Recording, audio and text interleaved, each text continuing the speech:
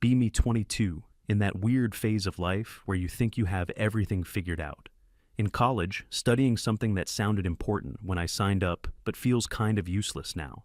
Still living at home with my parents. It was supposed to be a temporary thing to save money, but rent prices are a joke, and my part-time job at a campus coffee shop barely covers gas and textbooks. My life basically revolves around three things: classes, my boyfriend Paul, and my deeply held social theories that I share with anyone who will listen, and many who won't. My main theory, the one I'd built a lot of my personality around, was simple. Modern men have forgotten how to be men. They don't want responsibility. They're stuck in a perpetual state of adolescence. Peter Pan syndrome, but with more vape pens and crypto scams. My evidence was everywhere I looked. Exhibit A, my boyfriend Paul.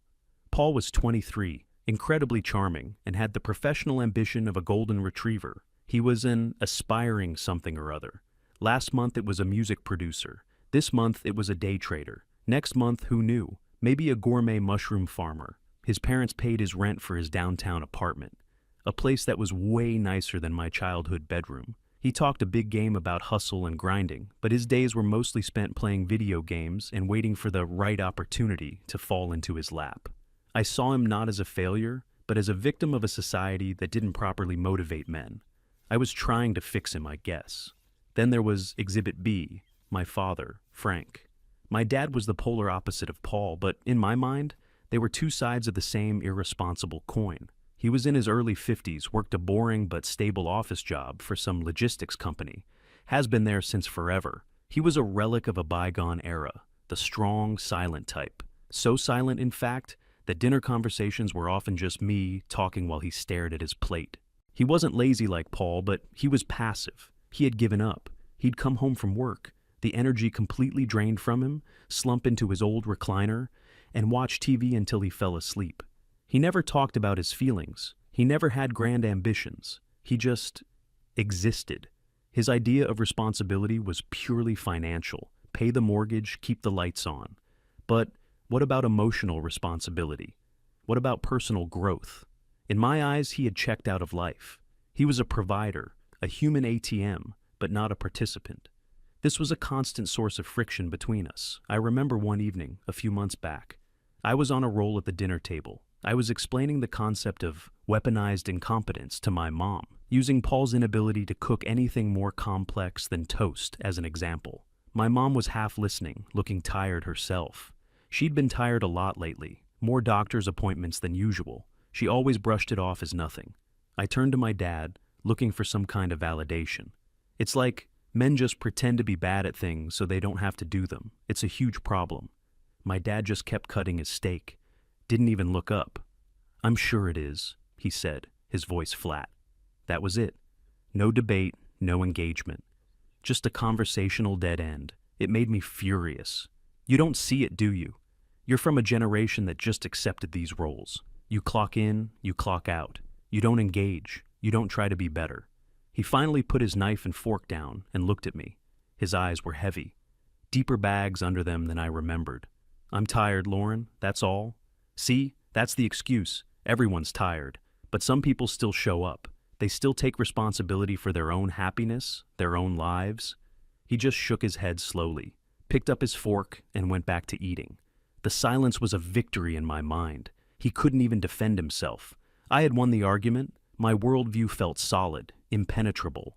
The weeks that followed only seemed to prove my point. My mom had what she called a minor procedure. She was home for a week, mostly resting in bed. My dad took a few days off work to take care of her. I saw him carrying trays of food to her room, making sure she took her medicine. I interpreted this through my cynical lens. This was his comfort zone, simple, physical tasks, no complex emotional engagement required. Just follow the doctor's instructions. Meanwhile, I had to deal with Paul, who had a meltdown because his internet was down for a whole afternoon. He called me 3 times to complain about how he couldn't work on his portfolio, which I knew meant he couldn't play his online game. I spent an hour on the phone with him, talking him down, being his emotional support animal. The contrast was stark. My dad, performing basic duties. Me, managing the fragile ego of a man-child. I felt so burdened. The family car, an old but reliable sedan, started making a terrible noise. I overheard my parents talking about it in hushed tones in the kitchen. The word transmission was used. I knew that was an expensive word. I expected my dad to do the responsible thing, take it to a mechanic, pay the bill, maybe complain about the cost. Instead, the next Saturday, he was in the garage. I woke up to the sound of clanging metal and the smell of oil. I went out there and saw him, flat on his back on a piece of cardboard, sliding under the car. He was covered in grease. His tools, old and worn, were scattered all over the concrete floor. He spent the entire weekend out there. I remember bringing him a glass of water at one point. He slid out from under the car, his face smeared with black grime, his knuckles bloody. "Why don't you just take it to a shop, Dad?" I asked, a little disgusted by the sight. "That's what they're for." He took the water and drank the whole glass in one go. "Shops cost money," he said, wiping his mouth with the back of a greasy hand. "This just costs time." I didn't get it. He had a decent job. We weren't poor. It felt like martyrdom. Like he was deliberately choosing the hardest, most inconvenient path to prove some kind of old-fashioned point about self-reliance. I went inside and texted Paul about it. "My dad is literally spending his entire weekend torturing himself under a car to save a few $100. It's such a boomer mindset. His time has to be worth more than that." Paul texted back almost instantly. "Totally. It's like they think suffering is a virtue. My dad's the same. Anyway, you want to come over? I'm ordering pizza." The difference was so clear. Paul understood modern efficiency. My dad was stuck in the past, clinging to a dusty, broken-down version of masculinity. The car was running again by Sunday evening. My dad came inside, looking 10 years older than he did on Friday morning. He took the longest shower I'd ever heard, and when he came out for dinner, he ate 2 full plates of food without saying a word, and then fell asleep in his chair before 8 p.m. My mom just looked at him with this sad expression and put a blanket over him. I felt a flicker of something, maybe pity, but I quickly stamped it out. This was his choice. He was choosing to be this tired, this disconnected. Things got tighter after that. I didn't have the full picture, just little clues. My mom started using coupons for groceries, which she hadn't done in years.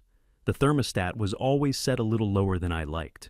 When I asked my dad for some money for a new pair of boots I needed for the winter, there was a long pause. He pulled out his wallet, which looked thinner than usual, and gave me the cash. But he didn't look at me when he did it. It felt like I'd done something wrong. My resentment grew. I felt like I was living in a house full of secrets and unspoken anxieties. Why couldn't he just talk about it? If money was an issue, why not say so?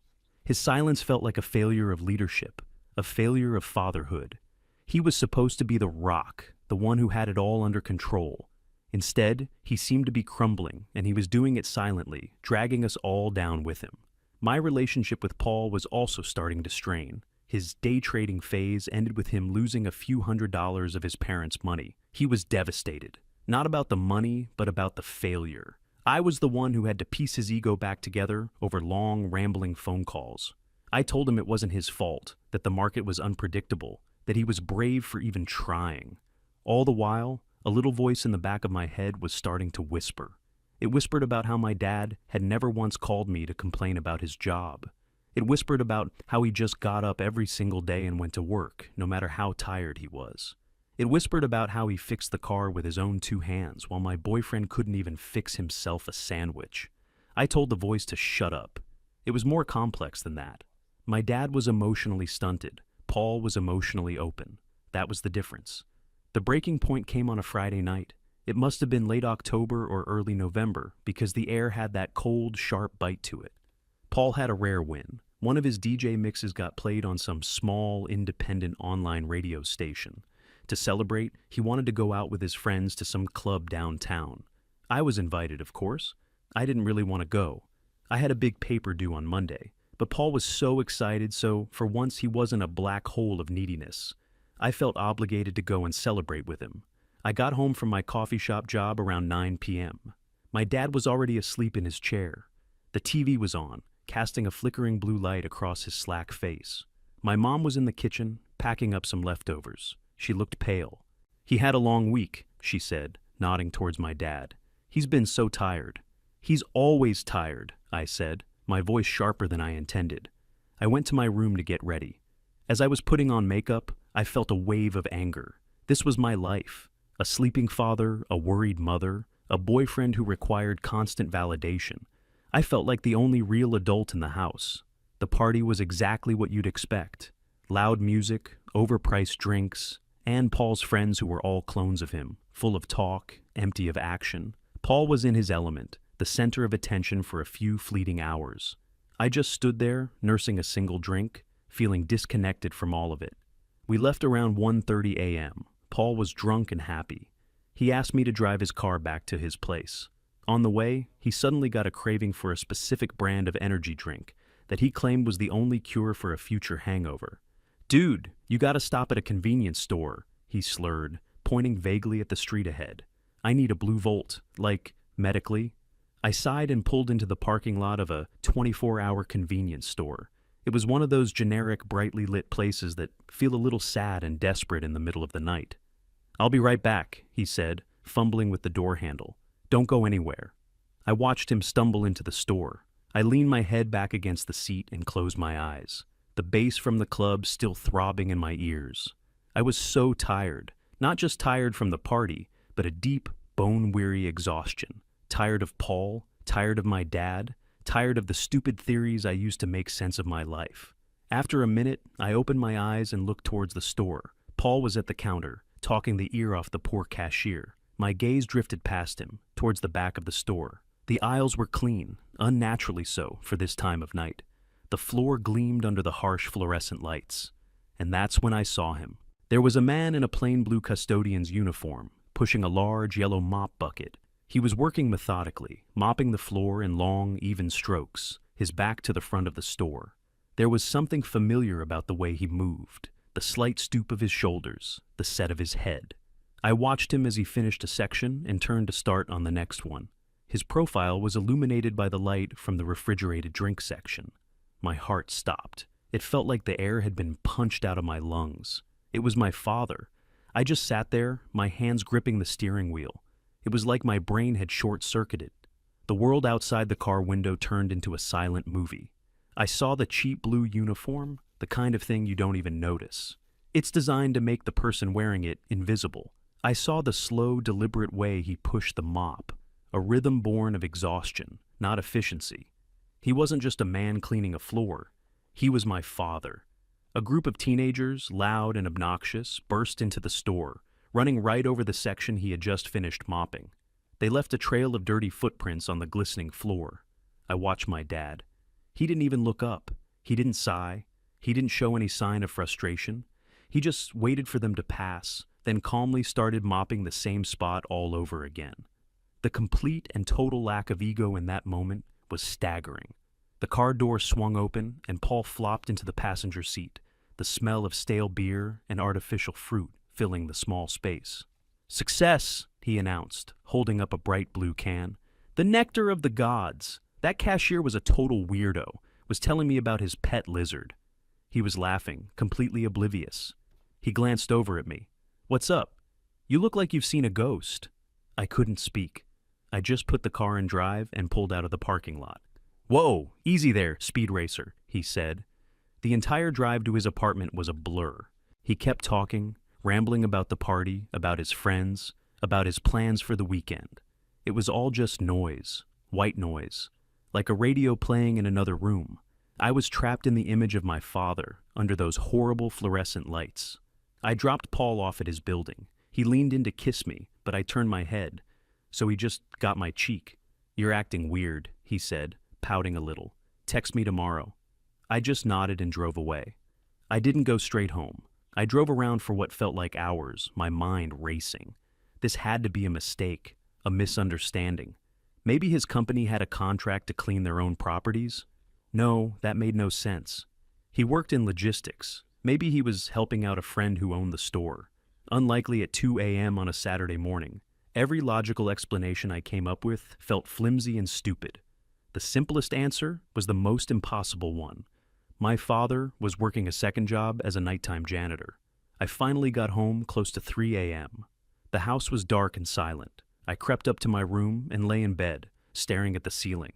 Every single conversation, every single argument I'd had with him over the past year came flooding back to me. Me lecturing him about emotional labor and personal fulfillment. Me criticizing him for being tired and disengaged. Me rolling my eyes as he spent a whole weekend fixing the car, calling him a boomer for not wanting to pay a mechanic. The shame was a physical thing. It felt like a hot, heavy weight pressing down on my chest. My father wasn't passive. He wasn't checked out. He was fighting a war I didn't even know existed, and he was doing it completely alone in silence. I didn't sleep at all. The next morning, I came downstairs looking and feeling like a zombie. My dad was at the kitchen table, reading the newspaper, just like any other Saturday. He looked exactly the same as always, tired, quiet, but now I saw it all differently. The dark circles under his eyes weren't just from age. The slight tremor in his hand as he lifted his coffee mug wasn't just a random tick. It was exhaustion. Deep, profound, cellular exhaustion.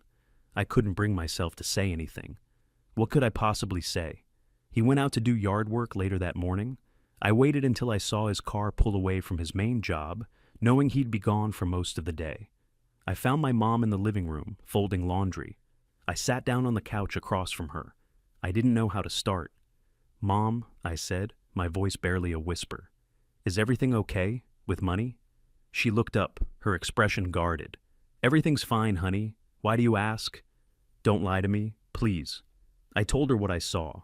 I told her about the convenience store, the blue uniform, the mop. As I spoke, her face crumpled. She put the laundry basket down and started to cry, silent tears running down her cheeks. And then the whole story came out. It started about a year ago. Her health problems, which she had always downplayed as minor, were actually a chronic condition, a serious one. The treatments were expensive. The specialist visits, the medication, the therapies.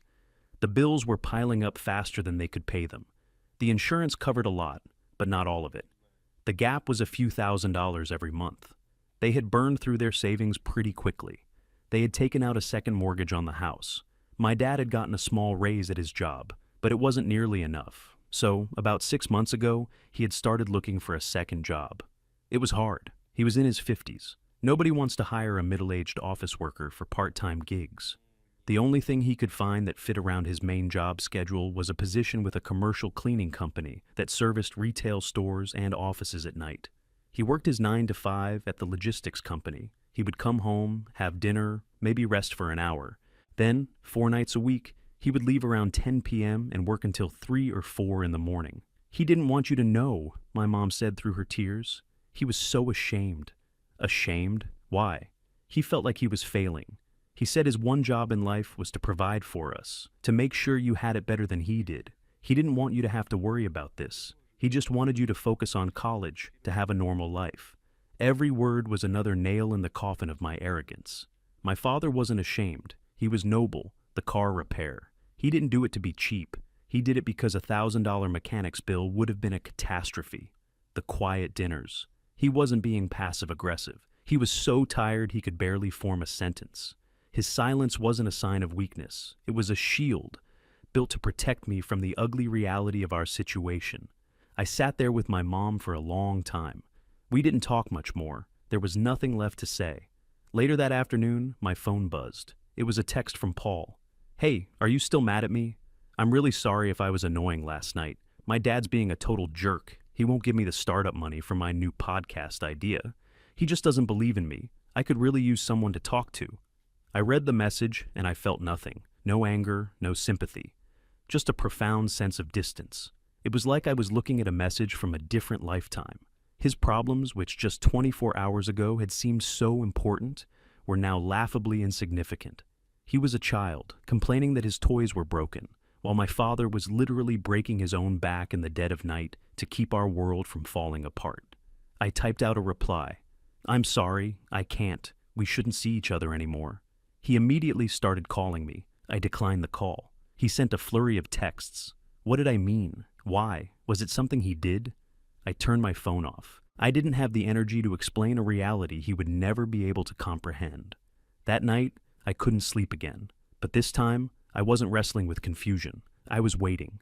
At 3:15 a.m., I heard the faint click of the front door. I slipped out of my room and went downstairs. He was in the kitchen. He hadn't turned the main light on, just the small one above the stove. He was leaning against the counter, his eyes closed. He was still in his work pants from his office job, but he had on a plain gray t-shirt. He looked so utterly defeated. He opened his eyes and saw me standing there. A flash of panic crossed his face. He thought he'd been caught. I didn't say a word. I walked over to the cabinet, took out a mug, and put a tea bag in it. I filled the electric kettle with water and turned it on. We just stood there in the quiet hum of the kitchen, not looking at each other. When the kettle clicked off, I poured the hot water into the mug and slid it across the counter to him. He looked down at the mug, then he looked up at me. His eyes were filled with a million emotions I had never seen before. Exhaustion, fear, relief, and gratitude. I saw the weight of his secret life, the burden he had been carrying all by himself, and he saw in my eyes that I finally understood. He picked up the mug, his hands trembling slightly, and took a sip. "Thanks," he whispered. His voice was hoarse. That was all we said. But in that one word, everything changed. Things got different after that night. The next Monday, I went to my college's student employment office and found a job working in the library, shelving books. It was only 15 hours a week, but it was something. I started making dinner a few nights a week, so when my parents came home, there was a hot meal waiting for them. I took every penny I earned from my 2 part-time jobs and gave it to my mom. I told her it was for groceries. We both knew what it was really for. I deleted my social media accounts. All those posts, all those theories about toxic masculinity and the failings of modern men, they seemed so childish and cruel now. I was ashamed I had ever written them. My relationship with my father changed completely. We still didn't talk much about feelings. It wasn't his way. But the silence was different now. It was comfortable, full of unspoken understanding. A few months later, on a Saturday morning, I looked out the window and saw him in the driveway, the hood of the old sedan up again. I put on an old sweatshirt and went outside.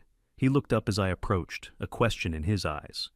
"What looks like the problem this time?" I asked. He gave me a small, tired smile. "Alternator, I think." "Show me," I said. I spent the whole afternoon out there with him. I didn't know the first thing about cars. I mostly just handed him wrenches and held the flashlight. But I was there. He would point to different parts of the engine, explaining what they did in his simple, direct way. He talked more that afternoon than he had in the past 5 years. And for the first time in my life, I just shut up and listened.